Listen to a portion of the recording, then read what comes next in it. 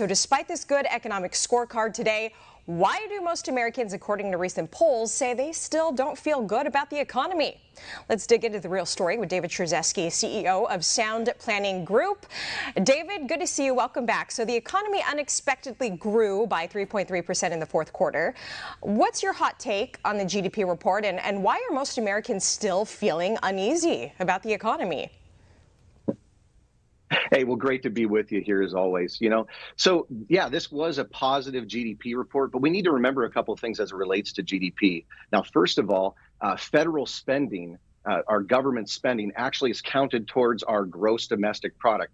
That's usually people consider that a positive thing. Well, when we actually put more debt on the credit card, that's not exactly a positive thing. So I think that this is important to note. We added $2.65 trillion last year. Just divide that number by 365 days, and we're looking at $7.26 billion that we blew our budget daily. Okay, so that doesn't sound like a very great and robust economy to me. But we can get reports like this, and the headlines are gonna go up.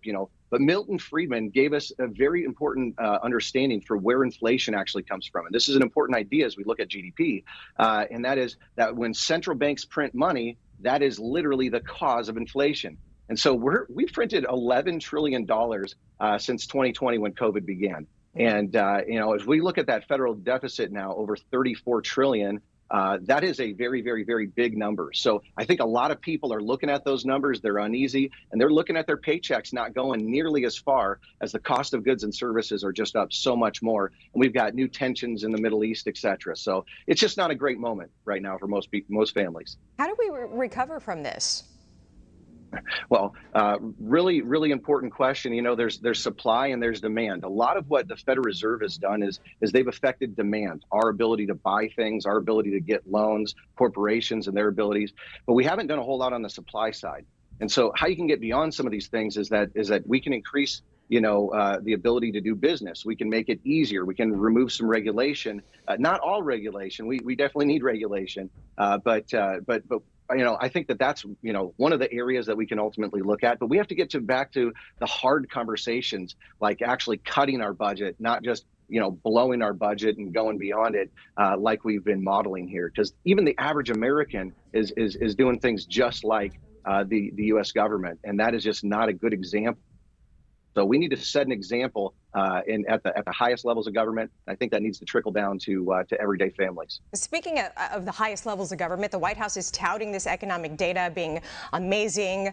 Do you think these trends, the data that we're seeing here, what many Americans are seeing, is going to help Biden and the Democrats this election year?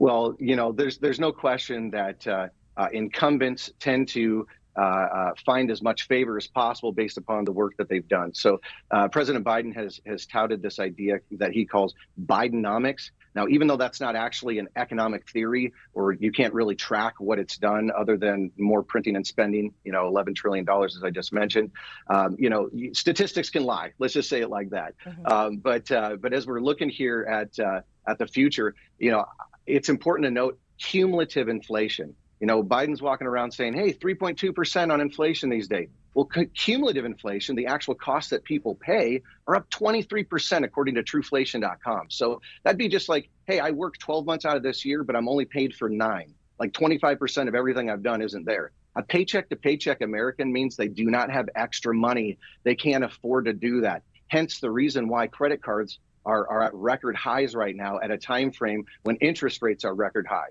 I mean, no one thinks it's a good idea to load up the credit card, yet it looks like that's exactly what happened here over this Christmas season, as I was expecting. And, I'm personally looking for the consumer to roll over here and to not be able to continue with the strong spending like they have, over this last year. Yeah. And so we'll end up seeing what GDP reports look like here in Q1, Q2 as we move forward. Yeah, unfortunately, many Americans had to put essentials on credit cards for a long time, and they kept spending, especially over the holiday season. It seems like there's just still a lot of uncertainty here. What we're seeing come out in terms of economic numbers and how people are feeling just don't match up still. So what's the main takeaway here for families?